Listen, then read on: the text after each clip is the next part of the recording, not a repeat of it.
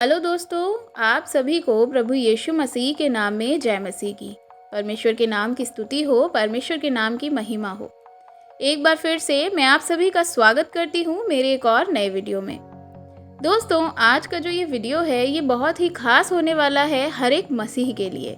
तो वीडियो को स्किप मत करिएगा और वीडियो को अंत तक ज़रूर देखिएगा। यीशु ने कहा, मार्ग, सत्य और जीवन मैं हूँ।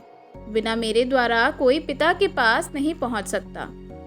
जी हाँ दोस्तों, बिना प्रभु यीशु मसीह के द्वारा कोई भी स्वर्ग में नहीं पहुंच सकता। मैं आपको बताना चाहूँगी कि जो वीडियो आज मैं आपको देखने वाले हैं आप, जिस वीडियो में जो भी मैं आपको बताने वाली हूँ वह बहुत ही महत्वपूर्ण होने वाला है। इस वीडियो के माध्यम से आज मैं आपको बताऊँगी जो मसीही लोगों के जीवन में होता है, जो गलतियां वे अपने जीवन में करते हैं। आज मैं आपसे बात करने वाली हूं उन 5 गलतियों के बारे में, जो कि आज मैं आपसे बताऊंगी कि उन गलतियों को आप कैसे सुधार सकते हैं और एक सच्चा मसीही जीवन बाइबल के अनुसार आप जी सकते हैं, ताकि जब प्रभु यीशु मसीह दोबारा आपको लेने के लिए आएंगे तो उनके साथ आप जा पाएं और जाने के लिए तैयार हो सकें। जी हाँ दोस्तों, अगर आप जानना चाहते हैं कि हर एक मसीही व्यक्ति जो गलतियाँ करता है वह क्या गलतियाँ करता है जिसके कारण उसके ऊपर जो है परमेश्वर का दंड पड़ता है, या हो सकता है आप स्वर्ग भी ना जाएं। अगर आप जानना चाहते हैं वे 5 गलतियां क्या हैं जो लगभग मसीही के जीवन में ये 5 प्रकार की जो गलतियां हैं वह कर लेते हैं या पाप कर लेते हैं। अगर इन 5 गलतियों को आप जान लेंगे तो हो सकता है आज ये वीडियो देखने के बाद आप अपने जीवन में सुधार को लेकर के आएँ। तो हमें निश्चय है कि एक सफल और मसीही जीवन आप जी पाएंगे। दोस्तों, वैसे ही गलतियां और पाप बाइबल में हम जब पढ़ते हैं तो वे लोग करते हैं जो उनमें से थोड़े हैं, या क्या करते हैं, प्रभु को, यीशु मसीह को अपने जीवन में इम्पोर्टेंस नहीं देते हैं। आपको जीवन जीने के लिए उन चीज़ों को क्या करना होगा, हटाना होगा, तभी आप जो है स्वर्गीय राज्य में प्रवेश कर पाएंगे।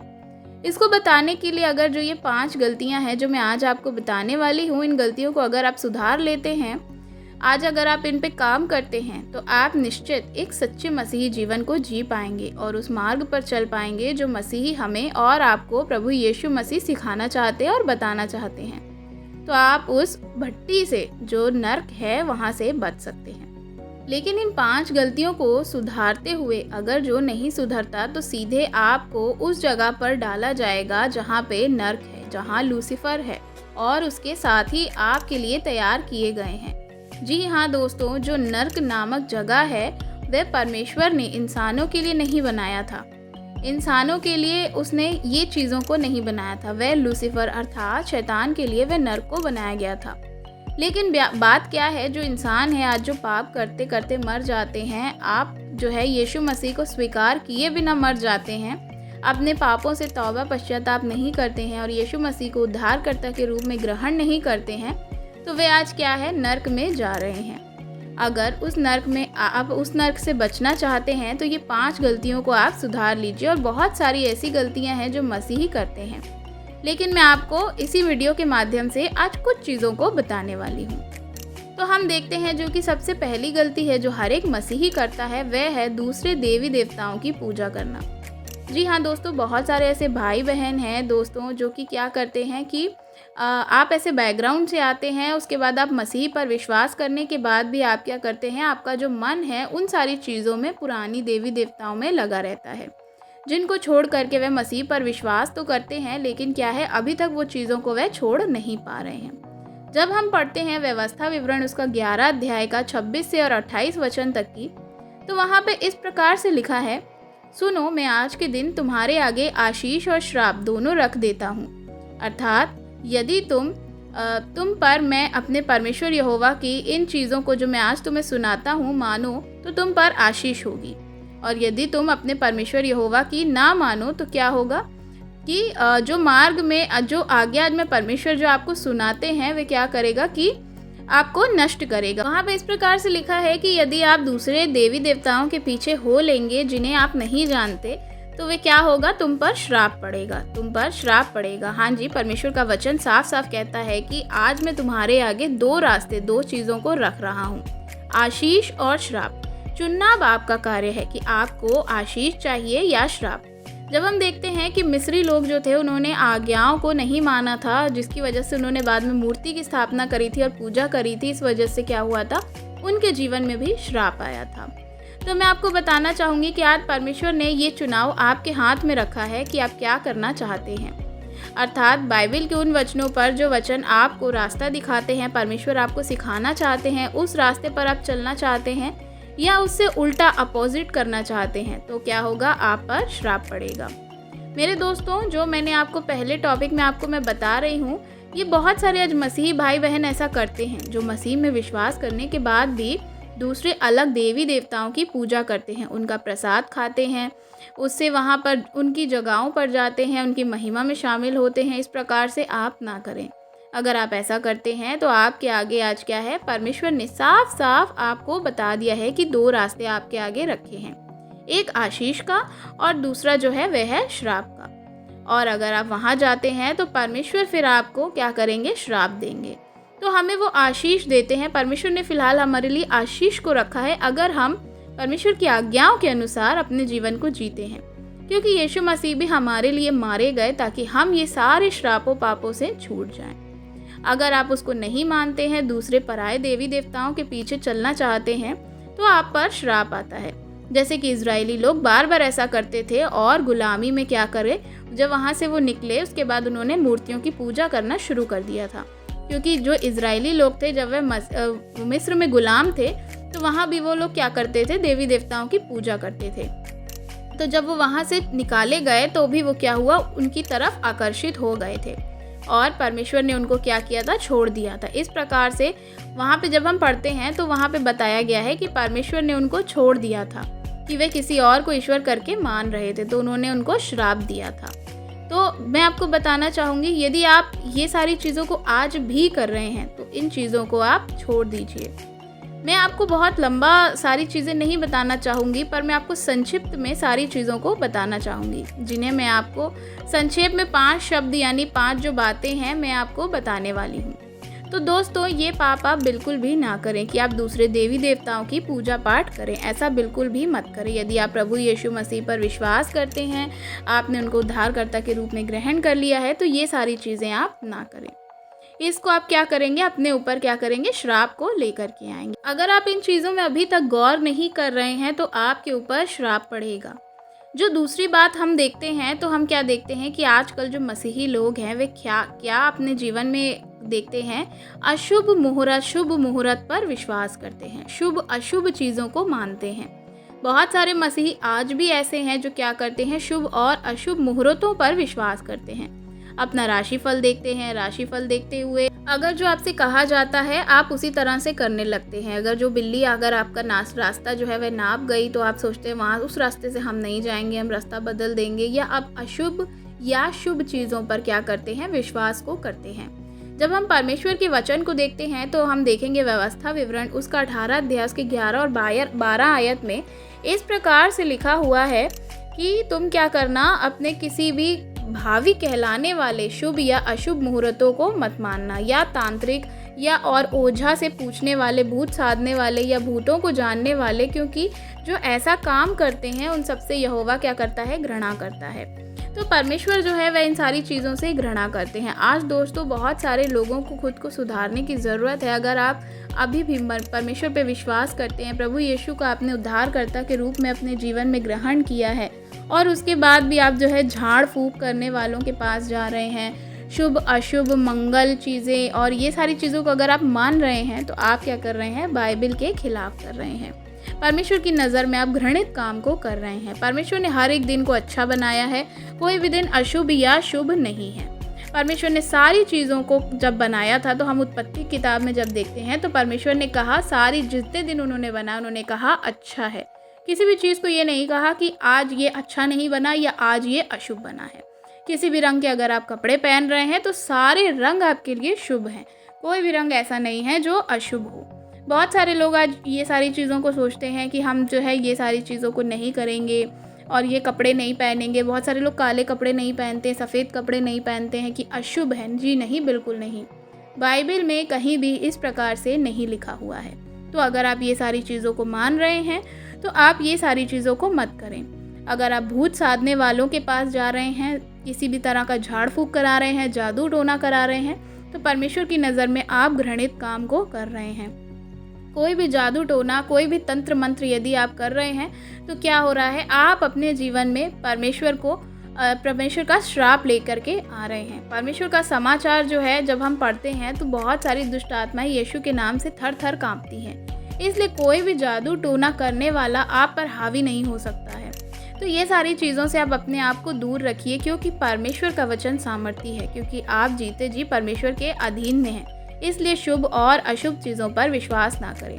बहुत सारे परिवार भी देखते हैं, शादी विवाह की बात करते हैं, ये शुभ दिन है, वो कौन सा दिन है, ये अशुभ दिन है, ऐसे करके क्या करते हैं, शादी की चीज़ों को भी देखते हैं। लेकिन ये सारी चीज़ें भी गलत हैं, एक पाप है, परमेश्वर की नज़र में घृणित काम है, परमेश्वर की नज़र में ये पाप है। इसलिए शुभ अशुभ के बाद अगर आप ये सारी चीज़ों पर मन लगा रहे हैं तो आज ही परमेश्वर से क्षमा मांगिए और क्या करिए, अपने आप को इन चीज़ों से हटाइए। तीसरा नंबर पे जो मैं आज आपको बताने वाली हूँ, आज बहुत सारे मसीही भाई बहन भी ये सारी चीज़ों को करते हैं, और वो है दशमांश की चोरी। बहुत सारे लोग इस पाप से ग्रसित हैं। हर एक मसीही लगभग 95% जो है लोग क्या करते हैं, ऐसी चोरी करते हैं। परमेश्वर से आप जो है परमेश्वर के चीज़ों की आप दशमांश की चोरी कर रहे हैं। अगर आप ऐसा कर रहे हैं तो आप परमेश्वर के खिलाफ कर रहे हैं।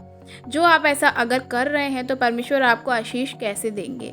परमेश्वर आपको बचाना चाहते हैं। परमेश्वर के वचन में जब हम देखते हैं तो वहाँ इस प्रकार से लिखा हुआ है, क्या मनुष्य परमेश्वर को धोखा दे सकता है? पर देखो तुम मुझे धोखा देते हो और तो भी मुझसे पूछते हो कि हमने तुझे किस बात में लूटा। दशमांश और उठाने की भेंट में तुम क्या करते हो, तुम पर भारी श्राप पड़ा है, क्योंकि तुमने मुझे लूटते हो। वरन सारी जाति के लोग ऐसा करते हैं। दशमांश उठाने की भेंट में हम सभी क्या कर रहे हैं? आज हो सकता है आपके भी जीवन में ये चीज़ें हों कि आप क्या कर रहे हो, परमेश्वर को लूट रहे हो। परमेश्वर के वचन को आप पढ़ रहे हो, समझ रहे हो, सारी चीज़ों को जान रहे हो, लेकिन फिर भी आप क्या कर रहे हो, परमेश्वर के दशमांश का आप चोरी कर रहे हो। मेरे प्रियो, आज जो भी आपकी इनकम है, आप जितना भी कमाते हैं, बहुत सारे लोग हैं जो है क्या कर रहे हैं, आज भी दशमांश नहीं दे रहे हैं। अगर आप 10,000 कमा रहे हैं तो उसके ऊपर 1,000 रुपये जो है वह परमेश्वर का है, वह दशमांश है, और वह आपको निकाल करके क्या करना है, अपनी चर्च में देना है, या आप जहाँ भी आप जाते हैं, जो भी आपके पास्टर हैं, आपको उनको देना है। ये दशमांश की जो आशीष है ये परमेश्वर आपको देते हैं, क्योंकि आप क्या कर रहे हैं, परमेश्वर के लिए दशमांश को निकाल रहे हैं। इसलिए आप दशमांश की चोरी ना करें। अगर आप ऐसा करते हैं तो परमेश्वर के लिए क्या कर रहे हैं, आप खुद के लिए श्राप को ला रहे हैं। इससे आपके जीवन में आशीष नहीं आएगी। मेरे मित्रों, आप जब सोच समझ करके सारी चीज़ों को करेंगे तो परमेश्वर आपको कैसे आशीष देंगे? क्योंकि परमेश्वर का वचन कहता है कि सारी चीज़ों पे मुझ पे भरोसा करो। अगर आप परमेश्वर के दशमांश को भी बहुत सोच समझ के निकाल रहे हैं कि अगर आपने 10,000 रुपये कमाए तो आप सोच रहे हैं मैं 100 रुपये एक जन को दे दूंगा, तो ऐसा नहीं है। आपको पूरा दशमांश, आपका जितना भी दशमांश बनता है वह आपको देना है, तभी परमेश्वर जो है आपको आशीष देंगे। एक वचन में जब हम पढ़ते हैं तो वहाँ इस प्रकार से लिखा है, यीशु मसीह जब मंदिर में गए थे तो वहाँ एक दान देने वाली विधवा आई थी, जिसके पास सिर्फ 2 दमड़ी था, और उसने क्या किया, अपनी मजदूरी में उस एक जो 2 दमड़ी उसने कमाया था, एक दिन की मजदूरी के उसके बराबर था, लेकिन उसके पास सिर्फ वही पैसा था, और उसने अपनी सारी जीविका जो है वो दान में डाल दी। प्रभु ने क्या कहा, इस महिला ने सबसे ज़्यादा दान दिया। इस वचन से हमें ये सीखने को मिलता है कि जो भी हम दान निकालें वे कुड़कुड़ा बड़बड़ा करके नहीं निकालें, और परमेश्वर के दशमांश को ईमानदारी से निकालिए, तभी परमेश्वर आपको आशीष देंगे।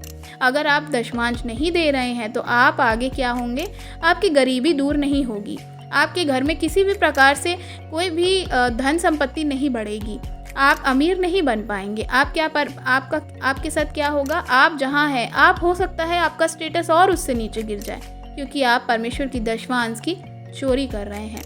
आप परमेश्वर किसी का कर्जदार भी नहीं है, लेकिन क्या है, आप परमेश्वर की लेकिन जो आज्ञा है उसको तोड़ रहे हैं। इसलिए अगर आप भी ऐसा करते हैं तो मेरे प्रियो, अभी भी वक्त है कि खुद को क्या कर लें, आप सुधार लें, खुद के जीवन को बदल लें और परमेश्वर के लिए ईमानदारी से दशमांश को दें।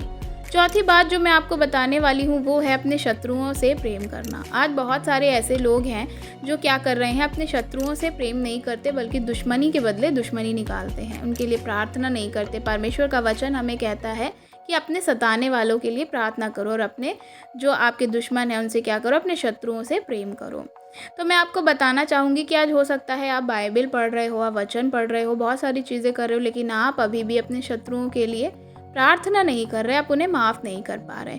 हो सकता है बहुत सारी चीज़ें आपके जीवन में ऐसी हों जिनको आप नहीं भुला पा रहे हो, या उन्होंने आपके लिए ऐसा कुछ किया हो। अगर ऐसा है आपके जीवन में कि आप उन्हें नहीं माफ़ कर पा रहे, तो उस चीज़ के लिए आप प्रार्थना करिए, पवित्र आत्मा आपकी मदद करेगा।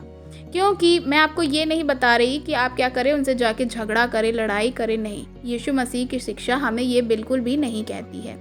ऐसे अगर जो आप करते हैं तो सिर्फ आप क्या कर रहे हैं, परमेश्वर की चीज़ों को नहीं फॉलो कर रहे हैं, आप बाइबल के अनुसार नहीं है, परमेश्वर का प्रेम आपके अंदर नहीं है। क्योंकि यीशु मसीह ने हमें ये नहीं सिखाया कि हम क्या करें, जा कर के उसने हमसे लड़ाई की तो हम भी लड़े, नहीं। हमें क्या करना है, खुद को अगर आप उनकी बातों को नहीं सहन कर पा रहे हैं, या हो सकता है कुछ जीवन में आपके ऐसे घटित हुआ हो कि आप उनको नहीं माफ़ कर पा रहे हैं, तो आप क्या करें, उनके लिए प्रार्थना करें। जब हम देखते हैं तो वचन में कुछ इस प्रकार से लिखा है, तुम सुन चुके हो कि कहा गया था अपने पड़ोसी से प्रेम रखना और अपने बैरी से बैर, परंतु मैं तुमसे कहता हूँ कि अपने बैरियों से भी क्या करो, प्रेम रखो और अपने सताने वालों के लिए प्रार्थना करो, जिससे तुम अपने स्वर्गीय पिता की संतान दिखोगे, क्योंकि वह भले और बुरे दोनों को क्या करता है, अपना सूर्य उदय करता है और धार्मिक और अधर्मी दोनों पर मेंह बरसाता है। इसलिए मित्रों, जो पुराने नियम में था वह समय अब नहीं है। अब हमें क्या करना है, अपने दुश्मनों से दुश्मनी नहीं निभानी है, लेकिन प्रभु यीशु मसीह की आज्ञा को हमें फॉलो करना है और हमें उनके लिए प्रार्थना करनी है, उनसे प्रेम करना है। इस वचन के अनुसार अगर जो आप नहीं करते हो तो अभी भी आप वचन सुनने के बाद भी क्या कर रहे हो, आप अपना संसारिक जीवन जी रहे हो। आप हो सकता है कि नहीं माफ़ कर पा रहे हो, तो आप क्या करो, उस विषय के लिए प्रार्थना करना चालू कर दीजिए, तब भी आप स्वर्गीय पिता की संतान कहलाओगे, क्योंकि यीशु मसीह के आप बेटे कहलाओगे। अगर आप ऐसा करते हो तो परमेश्वर पवित्र आत्मा आपकी मदद करेगा, क्योंकि परमेश्वर आपके लिए भला चाहता है, आपसे बातचीत करना चाहता है, जिससे आपसे क्या करें, आप स्वर्गीय राज्य में प्रवेश करें। अगर आप ऐसा नहीं करते हैं तो आप क्या करेंगे, हो सकता है कि आप स्वर्गीय राज्य में प्रवेश ना कर पाएँ, लेकिन यीशु मसीह हमसे प्रेम करते हैं और चाहते हैं कि हर एक आत्मा बचाई जाए। तो आज अगर आपके जीवन में ये चीज़ है तो प्लीज़ आप अपने आप को चेंज करें। लास्ट चीज़ है जो मैं आपको बताना चाहती हूँ, वह किसी भी प्रकार का पाप ना करें। हर एक प्रकार का जिसे आप कर रहे हो सकता है, बहुत सारे ऐसे पाप है। जब हम गलातियों की किताब में पढ़ते हैं तो बहुत सारी ऐसी चीज़ें हैं जो क्या है कि हम हर तरह के पाप कर रहे हैं, झूठ भी बोल रहे हैं, चोरी भी कर रहे हैं, और भी बहुत सारी चीज़ें हैं। लेकिन परमेश्वर हमें कहते हैं कि क्या करो, किसी भी तरह का पाप ना करो परमेश्वर से, नहीं तो आप दूर हो जाएंगे। हर प्रकार के पाप करने की वजह से आदमी जो है परमेश्वर की मोहब्बत से दूर हो गया। जिस प्रकार से पाप करने की वजह से आदम भी परमेश्वर से दूर हो गया था, आज्ञा का उल्लंघन करने की वजह से। अपने परमेश्वर से आप खुद जो है दूर हो जाएंगे। परमेश्वर से आप अगर अलग हो गए तो आप क्या करेंगे कि सारी चीज़ों में अगर आपने विजय प्राप्त कर ली, लेकिन आप वचन के अनुसार अपने जीवन को नहीं जी रहे हैं, आप जो है अच्छे काम भी कर रहे हैं, भलाई के काम भी कर रहे हैं, सब कुछ कर रहे हैं, लेकिन वचन के अनुसार अगर आपका जीवन नहीं है तो आप क्या करेंगे, स्वर्गीय राज्य में प्रवेश नहीं कर पाएंगे। जब हम देखते हैं कि रोमियो की पत्री में इस प्रकार से लिखा हुआ है, क्योंकि पाप की मजदूरी तो मृत्यु है, परंतु परमेश्वर को वरदान हमारे प्रभु यीशु मसीह में अनंत जीवन है। अगर जो आप पाप करते करते मर जाएंगे तो आप क्या होगा, अनंत काल के नरक में डाल दिए जाएंगे। लेकिन परमेश्वर ने आप पर अनुग्रह किया है, परमेश्वर ने आपकी पापों की सज़ा अपने ऊपर ले ली है, आपको क्षमा किया है, आपको माफ़ी दी है, आप पर अपना अनुग्रह किया है, और प्रभु यीशु मसीह के द्वारा उसने हमको माफ़ कर दिया है। तो अगर आज हम भविष्य में परमेश्वर पे विश्वास कर रहे हैं तो हमें क्या करना है, परमेश्वर पे पूरी रीति से विश्वास करना है, और हर एक ऐसे पापों को जो कि बाइबल में बताए गए हैं हमें नहीं करना है। अभी तक आपने जो भी पाप किए हैं उसके लिए आप पश्चाताप करिए, परमेश्वर से प्रार्थना करिए। परमेश्वर जो है बड़े दयालु परमेश्वर है, वे दया करने वाले परमेश्वर। अपने गुनाहों की माफ़ी मांगिए, निश्चय परमेश्वर आपके पापों को माफ़ करेंगे। प्रभु यीशु मसीह अपने लहू के द्वारा आपके हर एक पापों को धो देंगे, आपको शुद्ध कर देंगे, परमेश्वर की उपस्थिति में आपको जाने लायक बना देंगे। आज अगर आप प्रभु यीशु मसीह के द्वारा विश्वास करते हैं, आप पूरी रीति से यीशु मसीह को अपना उद्धारकर्ता के रूप में ग्रहण करते हैं और हर एक पापों से आप अगर माफ़ी मांगते हैं जो आपसे जाने में अनजाने में हुए हैं, तो परमेश्वर आज आपको माफ़ करेंगे। तो ये 5 टॉपिक हैं जो मैंने आज आपको बताए, और इन 5 बातों को जो है आप अपने जीवन से निकाल कर फेंक दीजिए, तो इससे आप एक सच्चे मसीही जीवन को जी पाएंगे। इस 5 प्रकार की बातों को आप पकड़े रहिए। जो गलतियां आज आपसे हुई हैं, परमेश्वर से उस चीज़ के लिए क्षमा मांगिए। आज मैंने आपको बताया कि इन चीज़ों को आप अपने जीवन में लागू करिए, परमेश्वर आपको बहुत ही ज़्यादा बढ़ाएंगे। तो आशा करती हूँ कि परमेश्वर ने आज आपसे बातचीत करी होगी। अगर वीडियो पसंद आए तो वीडियो को लाइक करना बिल्कुल भी मत भूलिए। कमेंट में आप हमें अपनी राय बता सकते हैं। मसीही भाई बहनों के साथ वीडियो को शेयर ज़रूर करिएगा। और अगर आप मेरे चैनल पे अभी तक नए हैं, आपने मेरे चैनल को सब्सक्राइब नहीं किया है, तो सब्सक्राइब ज़रूर करिएगा। बगल में दिए गए बेल आइकन को दबाइएगा ताकि आने वाली हर एक नई वीडियो का नोटिफिकेशन आपको जाता रहे। God bless you. जय मसीह की।